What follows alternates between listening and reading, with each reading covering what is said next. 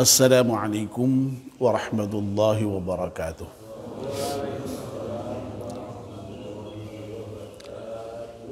Bismillahirrahmanirrahim. Alhamdulillahi rabbil alamin. Wassalatu wassalamu ala asyrafil mursalin Sayyidina wa maulana Muhammad wa ala alihi wa sahbihi ajma'in, amma ba'd. Ibu-ibu, bapak dan saudara-saudara sekalian, jamaah subuh Masjid At-Taqwa yang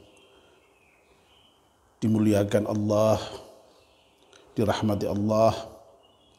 Alhamdulillah, kita panjatkan syukur kepada Allah Subhanahu wa taala yang pada pagi hari ini atas limpahan rahmat dan nikmatnya kita semua bisa hadir di masjid untuk sholat subuh berjamaah dan juga sekarang ini melanjutkannya dengan ta'lim, dengan mengaji. Kita memohon kepada Allah Subhanahu wa taala semoga seluruh rangkaian ibadah kita di pagi hari ini diterima oleh Allah Subhanahu wa taala. Kita juga memohon semoga kajian-kajian yang kita lakukan ini bisa menambah kualitas ilmu kita dan mudah-mudahan pada gilirannya juga bisa menambah kualitas iman dan amal kita. Amin ya rabbal alamin. Mari kita mulai kajian kita dengan berdoa bersama-sama. Bismillahirrahmanirrahim. Ashhadu an la ilaha illallah wa ashhadu anna Muhammadar Rasulullah. Raditu billahi rabba wa bil islami dina wa bi Muhammadin nabiyyan wa rasula. Rabbi zidni ilma warzuqni fahma wa hukma. Amin ya rabbal alamin.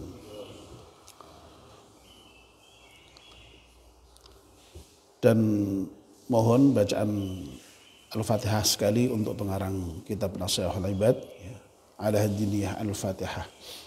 A'udzu billahi minasyaitonir rajim. Bismillahirrahmanirrahim. Alhamdulillahi rabbil alamin, arrahmanir rahim, maliki yaumiddin. Iyyaka na'budu wa iyyaka nasta'in. Ihdinas siratal mustaqim. Siratal ladzina an'amta 'alaihim ghairil maghdubi 'alaihim waladdallin. Amin. Bapak dan ibu-ibu serta saudara sekalian, kemarin kita baru saja menyelesaikan pembahasan makalah yang ke-7 dari bab thulathi. Bab yang isinya 3 nasihat. Pagi ini kita akan memulai pembahasan makalah yang ke-8. Makalah yang 8 ini agak panjang ya, karena isinya itu tentang banyak hal ya. Jadi di dalam makalah yang ke-8 ini ya, ada 4 poin ya, yaitu tentang hal-hal yang menyelamatkan, lalu kemudian tentang hal-hal yang merusak, yang menghancurkan, lalu kemudian hal-hal yang mengangkat derajat seseorang, dan yang keempat hal-hal yang menghapus dosa. Ya. Jadi ini bab thulathi tapi poinnya ada 4. Nah hanya memang masing-masing poin ini ya, yang munjiat, yang muhlikat, yang darajat, yang kafarat, ini isinya 3 ya. Jadi apa namanya, makanya dimasukkan di bab thulathi, di bab yang isinya nasihat 3, karena sekali lagi tiap-tiap poin itu masing-masing ada 3. Jadi kalau 4 poin, masing-masing poin ada 3 nasihat, berarti ada berapa itu berarti? 3 kali 4 ya. 12 ya, jadi panjang ya.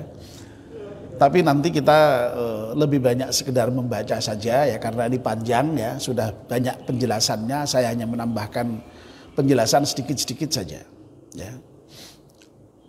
Biasanya kan satu poin kita bahas agak panjang lebar. Nah, ini karena apa namanya, poinnya banyak ya, yang kita bahas pendek-pendek saja. Ya. Baik ya, saya baca selengkapnya ya. Wal maqalatu tsaminatu.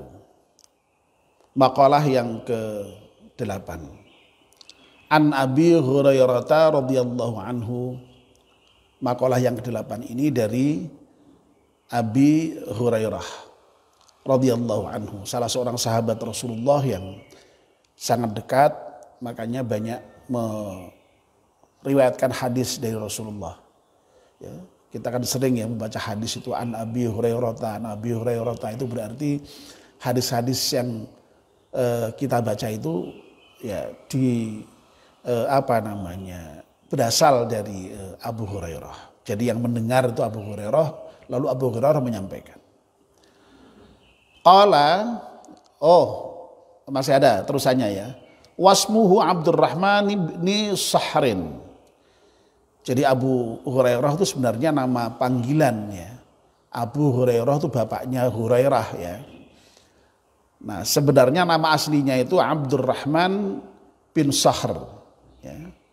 Jadi bapaknya Abu Hurairah itu Abdurrahman bin Sahr. Oh, namanya, maksudnya bapaknya. Namanya Abu Hurairah itu Abdurrahman ya. Bapaknya Abdurrahman itu namanya Sahr. Ya. Jadi nama asli Abu Hurairah itu Abdurrahman. Ya.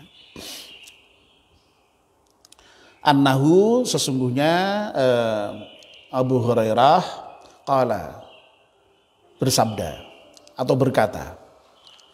Qala Nabi sallallahu alaihi wasallam. Ya. Ya, sabdanya itu kemudian lalu beliau menyitir sabda Rasulullah. Qala Nabi sallallahu alaihi wasallam. Ya, qala Nabi sallallahu alaihi wasallam. Jadi ini meskipun dari Abu Hurairah tetapi merupakan sabda dari Rasulullah sallallahu alaihi wasallam. Lah ngendikannya Kanjeng Nabi itu salasun munjiatun. Ya, ada 3 hal yang menyelamatkan. Ya. Ai mukhlisatun li sahibiha minal adzab.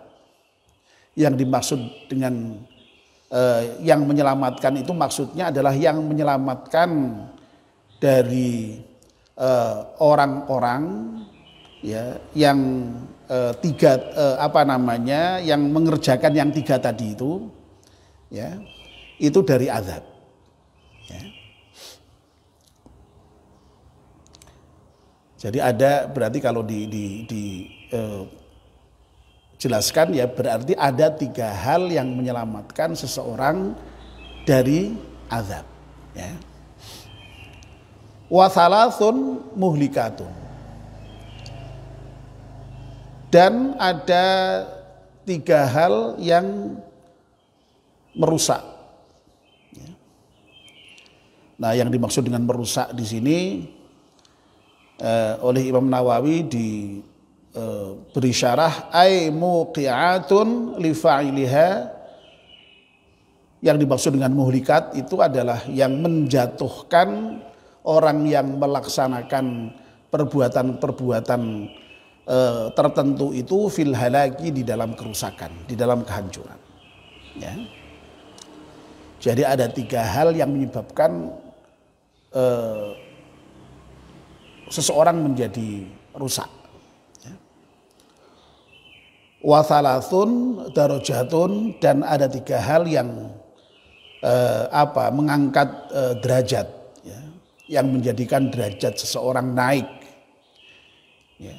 Ini disyarahi oleh Imam Nawawi ay manazilu fil akhirah, atau tempat-tempat ya yang tentu saja tinggi di akhirat ya. Derajat di akhirat ini terutama sekali ya. meskipun derajatnya di dunia itu rendah, tapi kalau orang melakukan ini nanti di akhirat derajatnya tinggi ya.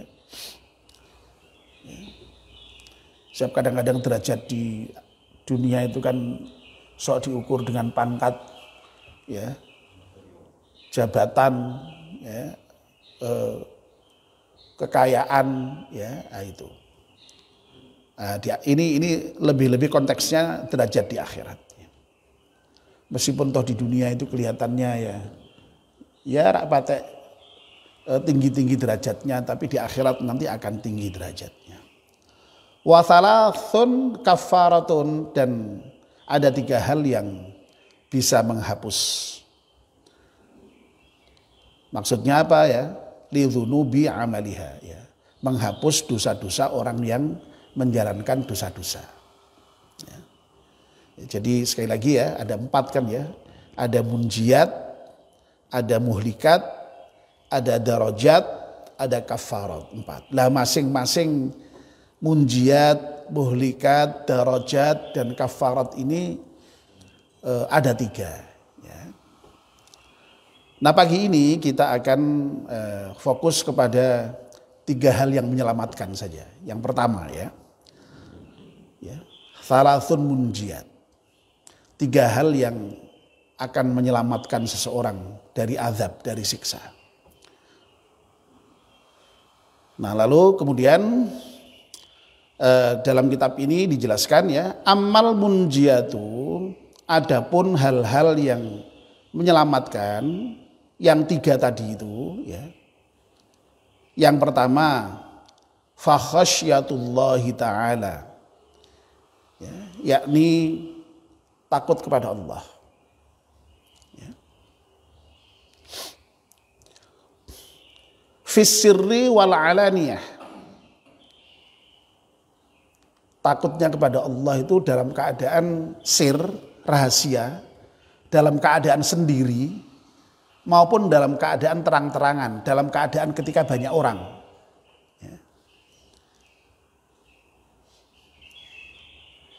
Ya, saya kira terkait dengan takut kepada Allah ini, semua kita saya kira sudah tahu lah ya, bahwa memang takut kepada Allah ini kan merupakan perintah ya, sehingga kalau ibu-ibu yang kebetulan mengaji kitab Syu'abul Iman setiap Jumat sore itu ya itu tahu itu ya, bahwa takut kepada Allah itu merupakan salah satu cabang iman.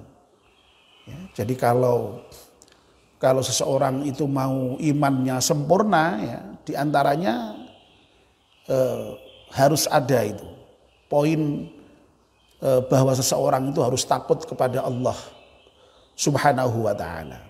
Ya. Bahkan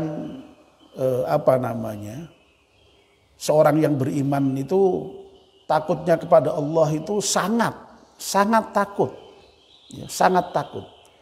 Ya. Asyaddu khasyah, ya. Jadi dalam bahasa Al-Quran itu asyaddu khasyah. Jadi takutnya itu takut yang sangat gitu, yang luar biasa. Ya. Ya. Nah memang takut kepada Allah itu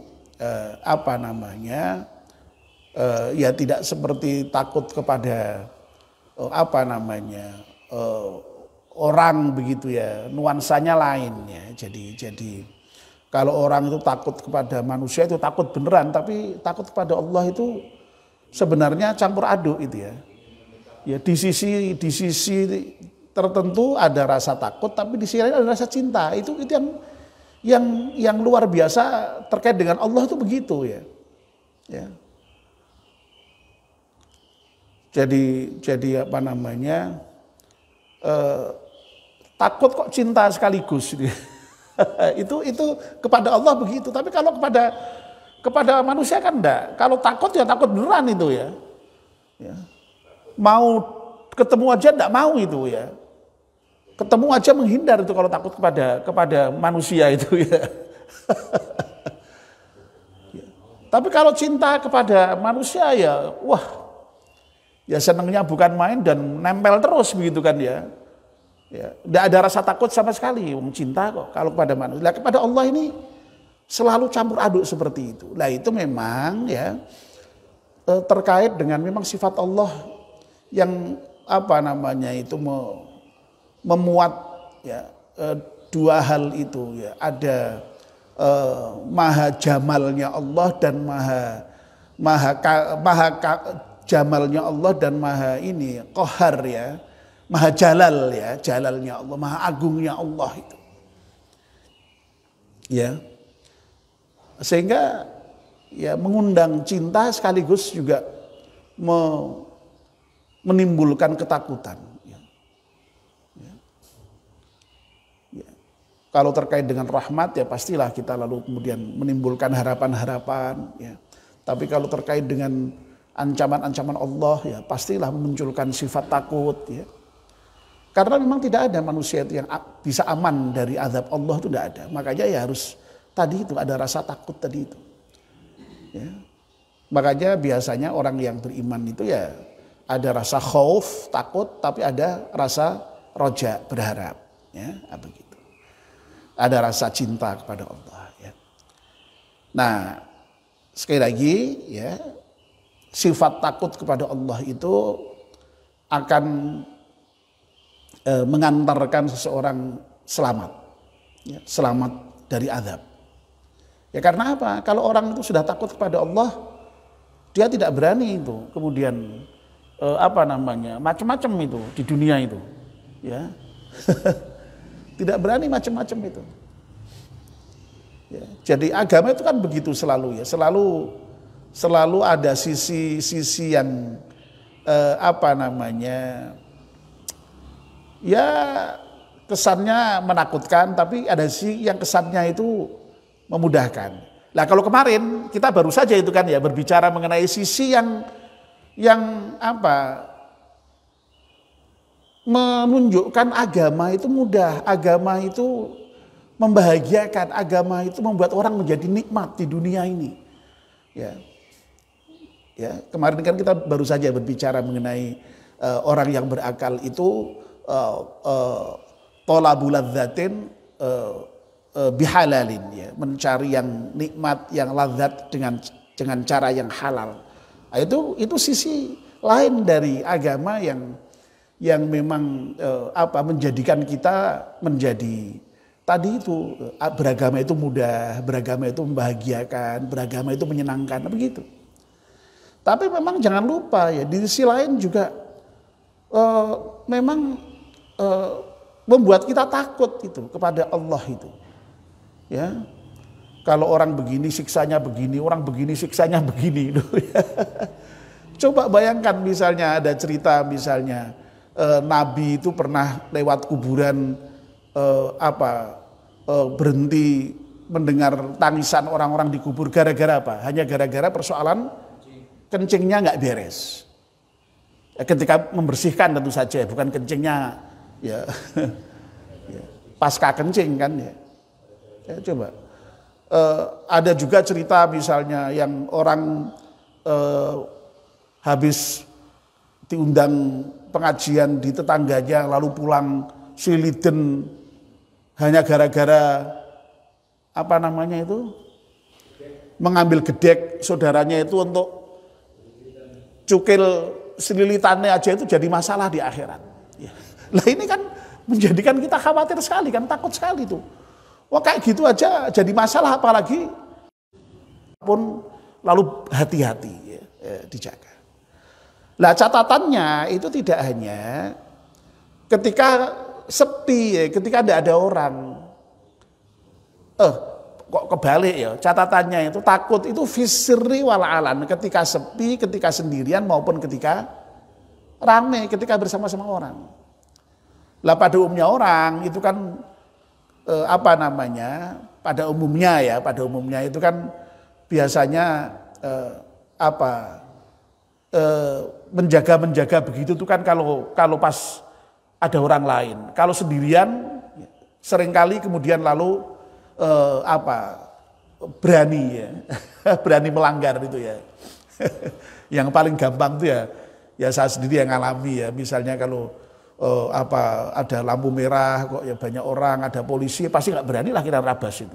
Tapi kalau kita sepi, ada pokok dia sok-sok itu ya berani saja itu ya misalnya. Itu kan biasa itu ya. Ya seperti itulah kecenderungan orang itu pada umumnya. Nah ini oleh Nabi kita itu, kita diminta untuk takut kepada Allah dalam keadaan sir maupun dalam keadaan dalam keadaan terang-terangan. Ya. Nah ini yang menarik ya. Lalu Imam Nawawi mensyarahi apa yang sudah tadi disampaikan dalam kitab ini.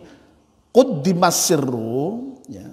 Kenapa kok yang namanya sir ya, atau yang rahasia atau yang sendiri itu dahulukan ketimbang yang alaniyah, ya, yang terang-terangan tadi itu, li'anna taqwallahi fihi, karena sungguhnya takwa kepada Allah di dalam keadaan sir, di dalam keadaan rahasia, di dalam keadaan sendirian itu a'la darajatan, merupakan derajat yang paling tinggi. Ya. Jadi yang namanya takwa kepada Allah dalam keadaan sir, ya, itu lebih tinggi nilainya di dalam beribadah, bertakwa dalam keadaan sir, rahasia itu lebih tinggi. Tapi bukan berarti terang-terangan tidak boleh, boleh. Ya, kita ingat ya hadis yang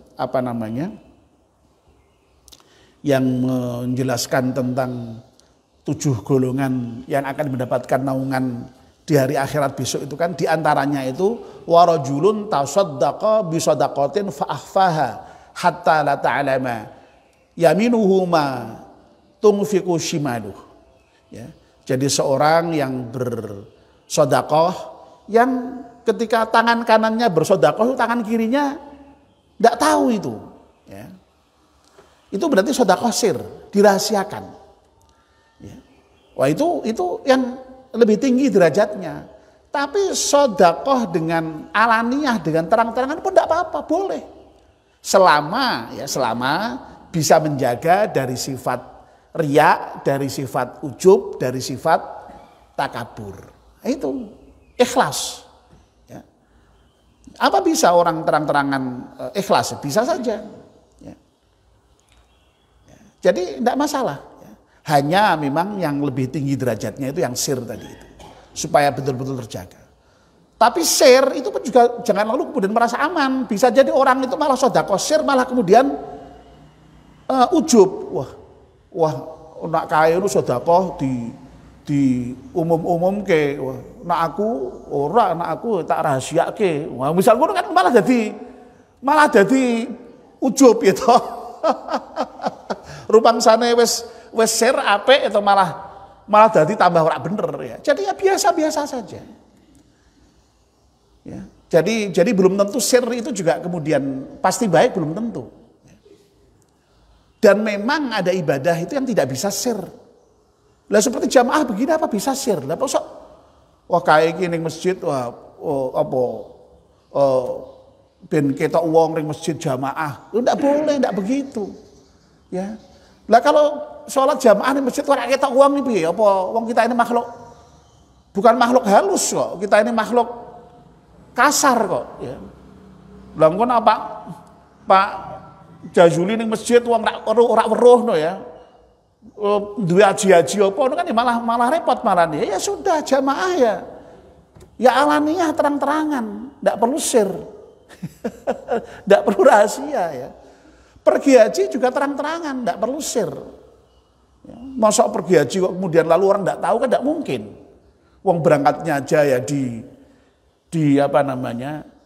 daftar ya, manasik, diantar ya. Di sana ya ketemu dengan banyak orang, enggak mungkin kan. Ya, jadi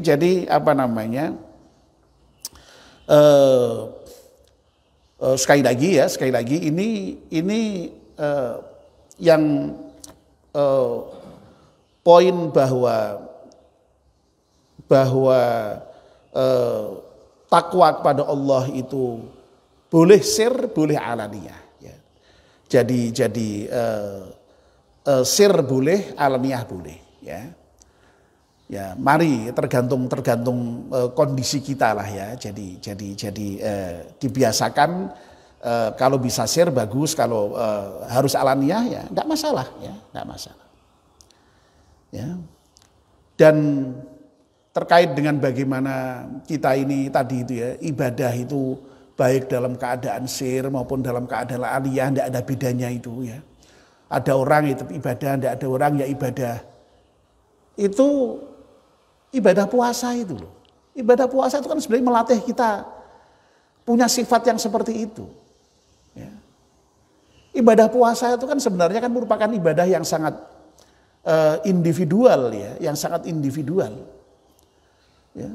Wong kalau kita itu misalnya puasa itu bar sahur terus neng kantor atau neng dalan ya, atau di rumah ketika sendirian itu mau minum mau makan itu tidak ada orang tahu kok.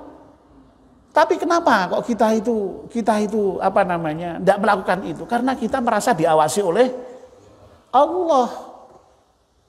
Lah kalau seandainya ya ibadah ketika puasa itu lalu kok itu menjadi sikap mental kita di dalam keseluruhan kehidupan kita, wah luar biasa itu.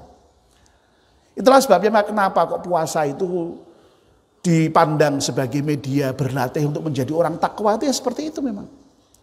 Ya, untuk melatih supaya kita ini dalam keadaan bertakwa itu tidak membedakan antara yang sir dengan yang alaniyah itu. Sama saja tetap ibadah. Ya. Ana wong ya ibadah, ora ana wong ya ibadah. Dipuji wong ya ibadah, dicelak wong ya tetap ibadah. Wah, kalau sudah seperti itu, ini makom takwa itu seperti itu. Ya, nah ini yang akan menyelamatkan seseorang ya dari azab itu. Ya. Wah, ini rupa-rupanya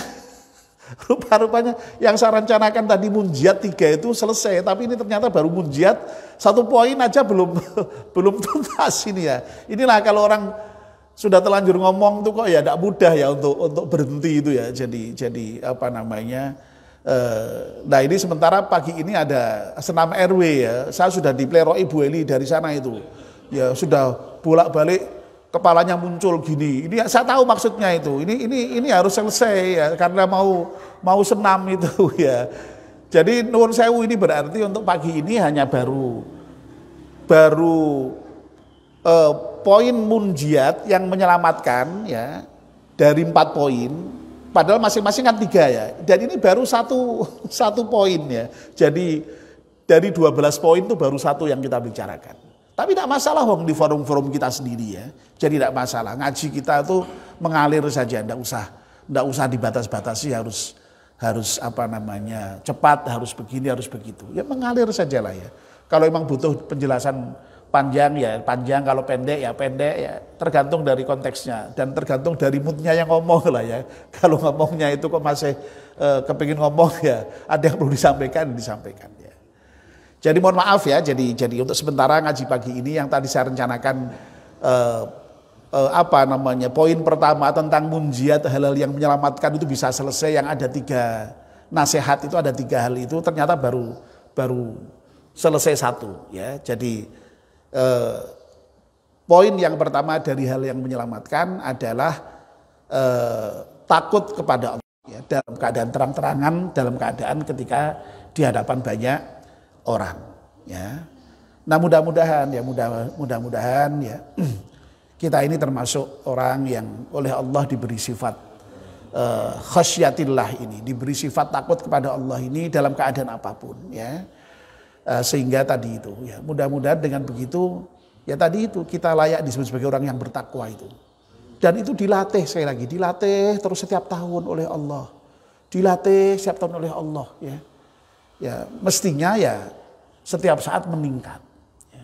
Menjadi lebih takwa begitu mestinya itu. Makanya menarik ya kata-kata takwa itu di dalam Al-Quran itu ketika dijadikan sebagai ukuran kemuliaan seseorang itu Allah menggunakan isim tafdil. Inna akramakum indallahi atqakum. Orang yang paling mulia di antara kamu adalah orang yang paling takwa. Jadi yang paling takwa berarti ada yang takwanya pada level tertentu lebih tinggi, lebih tinggi, lebih tinggi, lebih tinggi, lebih tinggi sehingga paling takwa itu. Nah, yang paling bertakwa tentu saja adalah Nabi kita Muhammad Sallallahu Alaihi Wasallam. Makanya kalau kita mensifati Nabi itu diantaranya adalah atqal atqiya, orang yang paling takwa di antara orang-orang yang bertakwa. Assalamu alayka ya atqal atqiya. Ya, itu Nabi tentu saja orang yang paling bertakwa. Nah kita itu ya mencontoh lah ya. Entah levelnya seberapa, mudah-mudahan naik sehingga menjadi lebih bertakwa begitu. Ya. Seperti sekolah itulah, dari SD, SMP, SMA dan seterusnya. Bu Eni merengut terus Bu Eni. Bu Eni merengut terus ya. Baik ya. Kita akhiri sampai di sini ya. Mari kita akhiri dengan berdoa bersama-sama. Bismillahirrahmanirrahim. Wal 'asri innal insana lafi khusrin illa alladzina amanu wa 'amilus salihati wa tawassaw bil haqq wa tawassaw bis sabr. Subhanakallahumma wa bihamdika asyhadu an la ilaha illa anta astaghfiruka wa atubu ilaik. Wassalamualaikum warahmatullahi wabarakatuh.